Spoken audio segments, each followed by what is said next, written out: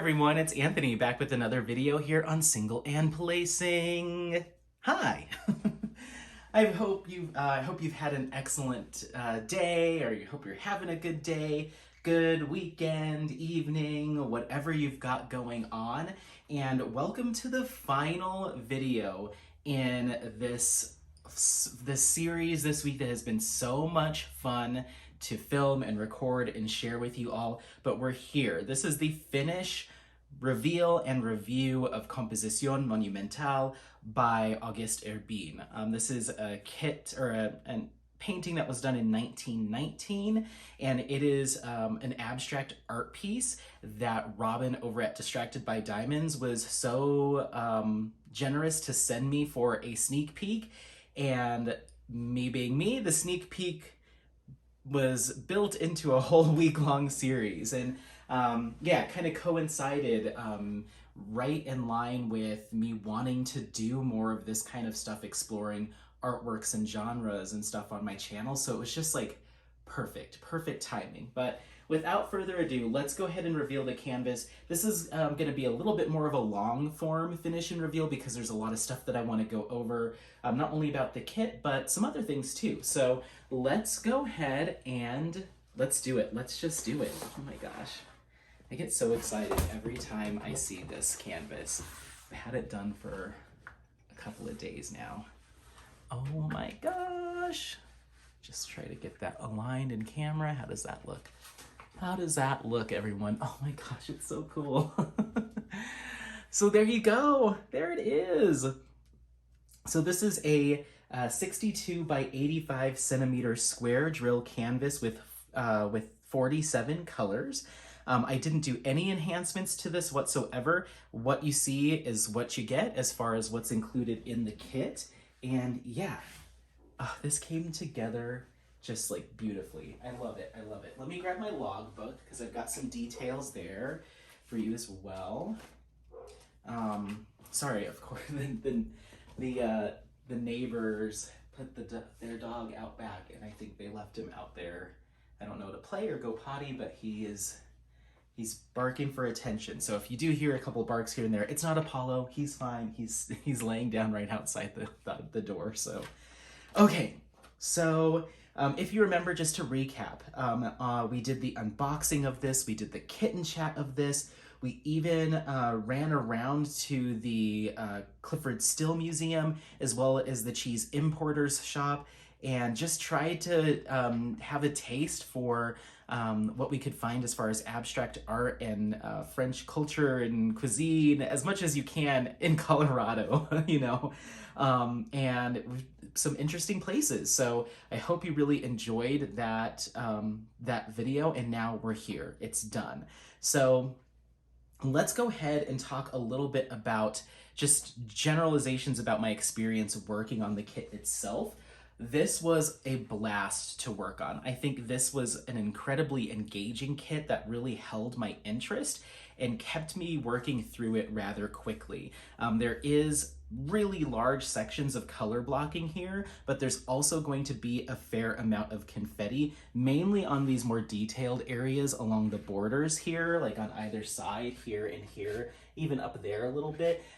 It may not look like it from where you're at, but there's a lot of more minute color changes and confetti throughout these areas. Not a ton, it's not every single square is different, but enough to pique your interest, and then you kind of get that reprieve when you move into these larger color blocking sections. So that's kind of how that worked for me. Rendering is, as far as a symbol clarity standpoint, is great. I found the colors to be really true to that original image, which I have here.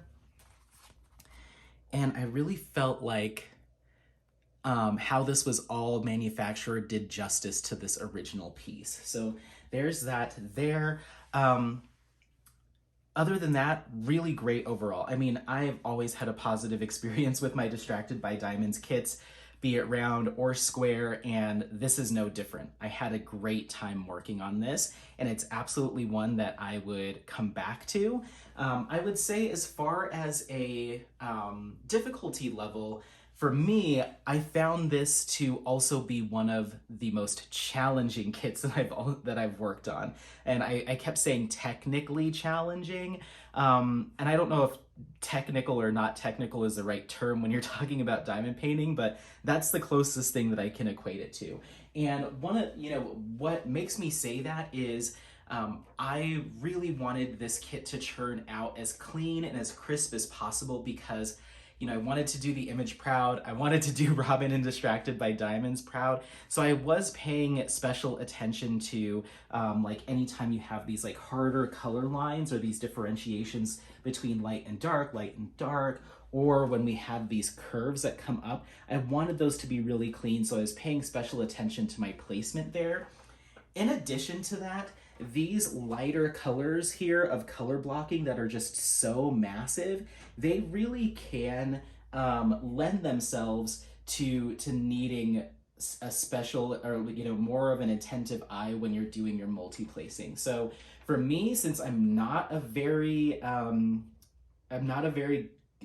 good placer, a really intricate placer, at least with a multi-placer for sure, I had to just do the best I could with making sure that I wasn't, hitting the canvas with my multi-placer at an angle. And at certain points, I went from using my 6 placer down to my 4 and maybe even down to my 3 if I was really worried. Mainly when I started to get in the middle of these really big sections here. And of course, every single kit's gonna have a little bit, the tiniest bit of gapping here and there. It has to do with placement. It has to do with maybe ever so slight variations in drill size. It has to do with the squares as printed on the canvas. There's so many factors that can play into that, but they start to show a little bit more when you're talking about such a wide swath of light colors. That's where you can get yourself in a little bit of trouble. So I did my best, and I think it looks pretty good, especially, at a viewing distance. In the camera, I think it looks just fine, and in person, I think it looks just fine. I might go through and clean it up here and there slightly, but overall, I don't think anyone's gonna notice or comment, and if they do, then get out.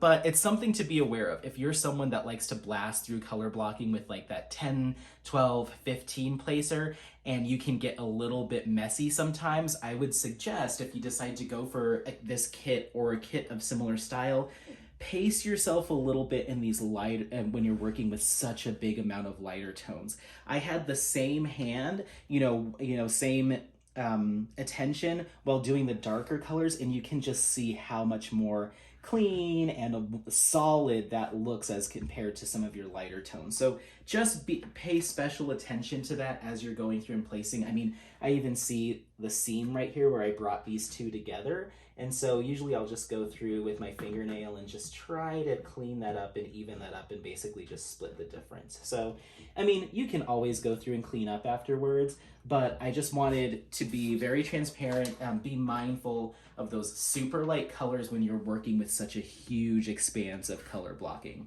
Okay? What else? So this kit, if you remember from the kitten chat, came with an incorrect color. The 799, DMC 799 that was sent was actually like a deep brown that was in the bag, when actually it's more of kind of a periwinkle, kind of bluish. I think it's this one here, this color here, or maybe the one right outside it. I think maybe here too. So it's one of those two shades. So I went ahead and reached out to Robyn. She got in touch with the manufacturer and they sent her the replacement baggies.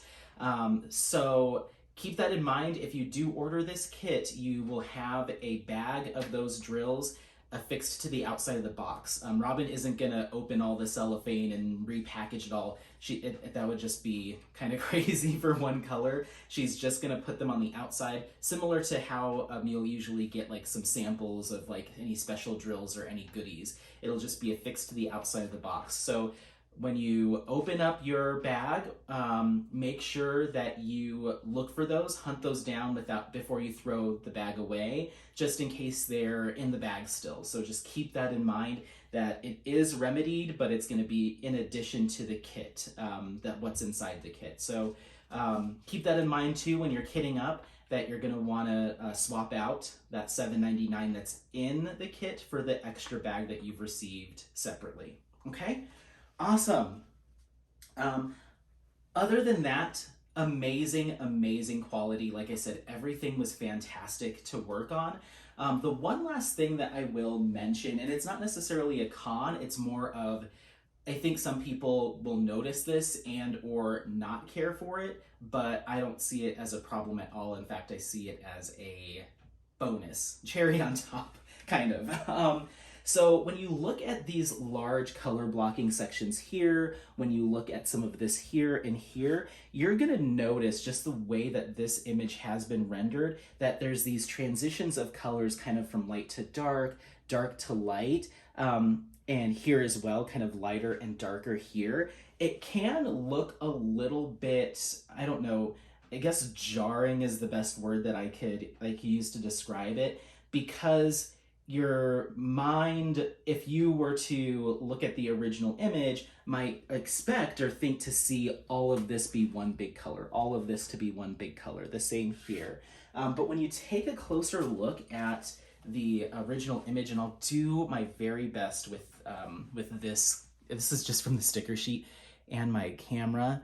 I'm trying to get it decent, but you can see, for instance, in this area where we have these color shifts, if you can kind of see that slight variation that Auguste Herbin has done in that shape, and he has kind of done these almost kind of splotchy pieces of lighter and darker tones within that that kind of like burnt orange color. The same holds true when we look at this blue piece as reflected down here. We've got in that blue piece just a little like smattering of lighter blue in there. I really hope that's picking up. Hope so. So the rendering software has actually done a pretty good job of accurately reflecting what's in the picture. However, those really subtle kind of watercolor transitions of shades and tones can get translated to look a little bit like this. So once again, at a viewing distance, I think it looks completely fine, and just looking at it in the camera, I think it looks nice. It looks a lot more smooth and cleaned up. And when I'm standing at it like a viewing distance, that's how it feels too. And I could see other companies or brands with their rendering style have been presented with this same kit, would say, no, all of this should be one color, all of this one color, this whole thing one color, maybe a shade or two different, because it's just hard to get those sweeping, that smoothness that you see in some of those color transitions. They can look a little bit more abrupt, especially here. So something to keep in mind, if that's not something that you're a fan of, be mindful of that. I could see, if I was someone that didn't care for that, taking a look at the charting and maybe cleaning it up myself. I could absolutely see myself doing that. But I think that having those color variations and color changes within these shapes adds a little bit more of interest. I think someone that isn't a diamond painter and isn't looking at it from that technical standpoint might ask, like, why are these colors different? And then it gives you a talking point, But I think it adds more interest, a little bit more intrigue. It made it more fun to diamond paint, to be honest, because what in some areas was kind of, a lot of color blocking to get through, at least I had these little like breaks where I'm like, oh, we're switching colors, awesome. And then when I took a step away and looked at the original image, I'm like, oh wow, I can't believe that the rendering software was able to do that. I thought it would just kind of wash it all out to be one color. The other areas where I could see someone pointing to and saying, is here. There's some super deep browns, almost blacks in the original image, and the software has rendered them as 310. But then when there's just that 310 and not like a slightly, maybe a super deep brown, slightly less deep brown, it's a little bit more abrupt there. But once again, from a viewing distance, it doesn't impact the image at all, and it looks like it's supposed to be there. One thing I think this is a weird thing, but my favorite piece of this canvas, looking at it through the camera versus the original image, is this kind of like double-ended pyramid thing here. When you look at it up close, when I'm just like a couple feet away or a foot and a half away, it doesn't have quite the depth and dimension as you're seeing it here on the camera or at a viewing distance. You can see in the original image that that has kind of this like 3D kind of, you know, it has an effect to create some depth to it and dimension. And it's so cool that it truly does look like that when you step, you know, step far enough away and take a good look at it. I just love it. It's amazing. So I just think that there's some tricks with playing with colors and depth and dimension here. And the busyness, I think, really comes together well. This color palette is fantastic. And this is absolutely something that I will be hanging outside of the craft room. I'm gonna paint the border and it's gonna go up in the kitchen.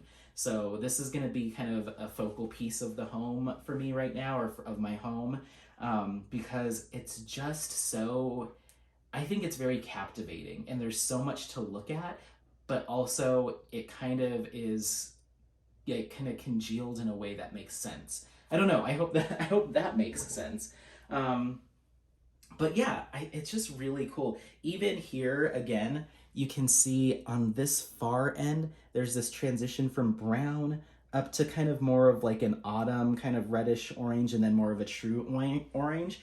And the computer's done that transition as well. But once again, those really, really subtle color shifts can look a little bit more kind of stilted in pixel art, but it comes together, I think, as you take a step back, you know, be a good, you know, a few feet away from the canvas, give it a good look, especially the bigger that you get. I don't know, I guess some smaller kits you really have to stand far away, otherwise they look very pixelated, but I love it. I think this is awesome. I'm trying to think of anything else as far as like pros, cons, and otherwise. I think that's it. This was amazing to work on. It came together beautifully, but it is probably one of the most technically difficult kits. A, because the color blocking requires you to pay special attention, and then you hit those sections of confetti and you kind of have to switch your mindset to like slow down a little bit in general. And also, I really wanted this to look good. So I was really kind of picking apart my placement, making fine-tune adjustments here and there. The only time where I kind of let that go, once again, I did the best I could, but I stopped kind of obsessing like here in these areas here, kind of in the center of these big color blocking pieces here and here, because I would be here forever just making fine-tune adjustments. And once you take a step away, it's like, okay, it looks fine. And any passerby, I don't think, is gonna bat an eye at it. So, yeah, what else was I gonna say here? Let's see. Yes, technical kit. I do think, however, that it's very approachable for a lot of diamond painters. There is a lot going on here, but when you break it up into smaller sections, it does seem very attainable. And when you hit that color blocking, even though you might need to pay more attention, it just moves faster than these areas of more confetti on either side. So I started this canvas on, do I have it written down? I started this canvas on, okay, here we go, October 1st. So like I said, this is being recorded in advance because this was a whole week's worth of content I was prepping in the background. So if you've heard me say in previous whip-in chats and stuff, like, I'm working on this project, I've got this thing going on, this is it. And I finished it on the 17th. So this took me 17 days to complete. I was definitely devoting a lot of my diamond painting time, including after work, staying up a little bit later than I maybe normally would. Well, not normally would, but I was spending a lot of time diamond painting, on the weekends as well. Still, you know, doing the things that need to get done, but I was very, I was neglecting my other whips. Usually I'll do a section of like one kit and then a section of the other, or two in one. That way I always have something to show on Instagram and social media and stuff. But I had to set Where the Fun Never Ends aside and really touch it sparingly so I could focus on this one. So, and it's done, it's here, I can't wait. So yeah, 17 days to complete. Like I said, 47 colors, square drill canvas, no enhancements that I've done. look at this gorgeous, like, this might be my favorite color. This is my favorite piece of the kit. This is my favorite color. Gorgeous. Okay, so, of course, I want to thank Distracted by Diamonds and Robyn for reaching out to me, giving me this opportunity to share this never-before-seen diamond painting kit with all of you. This has been an absolute joy to work on this, an honor to work with Robyn. She's been incredibly responsive when I've had questions, and we've been coordinating, you know, because she was just wanting a sneak peek, and I was like, how about I do like a whole series of videos and incorporate this and that? So we've been timing all of our, you know, we had to time the release of this canvas with the videos and all that stuff. So it's just been super easy breezy working with her, incredibly kind, and just a lot of fun. She recommended a really awesome YouTube series called Perspective that focuses on art history and kind of uncovering, you know, they have a lot of different series, but I like the uncovering the secrets of the artwork or secret meanings of the artwork, of artwork pieces that are, you know, world renowned. And I've been watching or listening to that while working on this kit, and it was just this kind of like cool experience. I was really getting in the vibe of like the artistry of it all. So it was a blast. So thank you so much. Like I said, I feel so thankful that this all kind of fell into place. You know, I was developing this idea of wanting to work on kits like this, artwork that isn't seen everywhere in the diamond painting community or seen on a lot of shop sites, and do a little bit of a deeper dive into taking you with me away from the crafting table and see how we can blend, you know, what's outside that door and the craft that we're working on and how to bring it together. And right around the same time as when Robyn reached out to me, and I was just like over the moon. I can't believe it. This is amazing. So thank you so much. I'm like shaking. I'm so excited to like announce this next part. Robyn wants to show her appreciation to all of you watching through this series and for being either previous or future customers of Distracted by Diamonds. And she'd like to offer everyone 10% off this kit. And that's active as soon as it's posted. So it should be there today. I will include specific dates and times in the description box of every single video in this series. Like I said, I'm recording this in advance and I want to give us some breathing room just in case we need to adjust dates or times or anything. So I'm leaving it vague in the actual video. The description will have the exact date and exact time that this will go live on Distracted by Diamonds on all of the videos in this week's series. So you can click on any of them and you'll have that information in the description box. 10% off this kit. This is going to be available in both square and round, should you choose to do round. And I'm really curious to see how that would work up, because I could see it softening some of the softer parts here, like these color transitions that we were just talking about. But I'd be curious to see if it would provide the same look and feel of these really intense squares and rectangles. So I might be getting it in round. Who knows? So 10% off the kit only, not your whole purchase, just the kit. So in order to do that, because it doesn't, the promo codes on Etsy won't let you itemize what that discount is.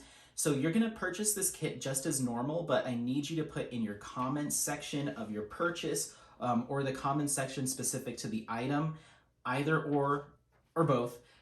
Sometimes I feel like I get on there and I can leave a comment for like underneath an individual item, almost like a personalization, or I just can leave message or comments at the time I'm checking out. So whichever one is available to you, you just wanna leave the phrase, "Anthony sent me," and that's it. She asked me to come up with a name, and I thought about it for, 2 weeks now? And 3 weeks now? And that's the best I could do, is Anthony sent me. So just include that in the comment section. When Robyn goes to process and fulfill your order, she'll see that message, and she will do a price adjustment, so you get 10% back on this kit specifically, not your whole purchase, just want to be very clear. So purchase price of this kit, okay? She'll be like doing all this by hand manually, so you gotta leave that message there. If you forget, then I don't know what to tell you. You gotta have it there, just like skipping a promo code on a regular purchase. You make sure that it's there, okay?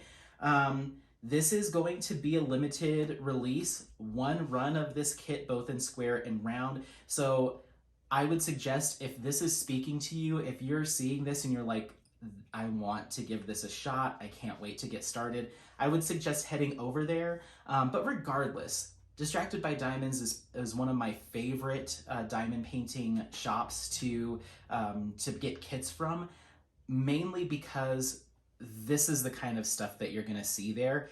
And Robyn strives to bring artwork and pieces like this to her shop, and it really is one of a kind. You're not gonna see anything like this anywhere else unless you were to do a custom. So it's awesome to have these pre-made kits ready to rock and roll that are gonna speak to a wider audience of people and maybe bring more folks into the craft.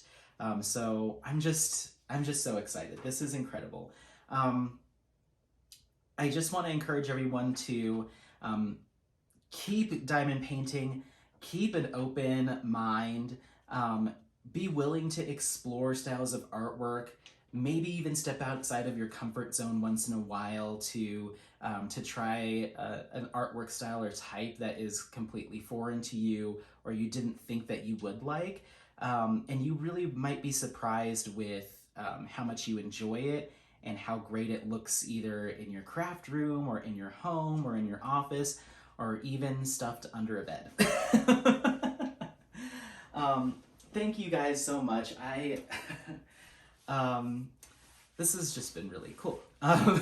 So thanks again. Don't forget to like, subscribe, share this content with family, friends, anyone that you think might be interested in this content. Don't forget to, comment, please. If there was ever any video to comment, I really want to hear people's feedback on what you think of this artwork, what you think of this rendering style.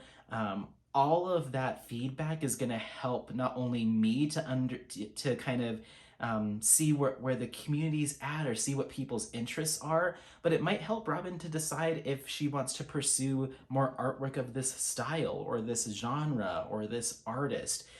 So it just, it's kind of gives her, some data points to work off of, and I know she'd really appreciate that. And it helps you kind of set the pace for styles of artwork that get released to shops, because who knows, maybe another shop might see this and be like, wow, that's really cool. Maybe we should explore some, some non-traditional artwork. Diamond painting covers the whole gambit, but I think stuff like this is lacking, I think. So, yeah, like, subscribe, comment. And thanks again. I really appreciate it. This has been an absolute blast. Probably the best week of filming I've ever had diamond painting. So, yeah, I appreciate it. And thanks again, and happy placing. Bye. Bye.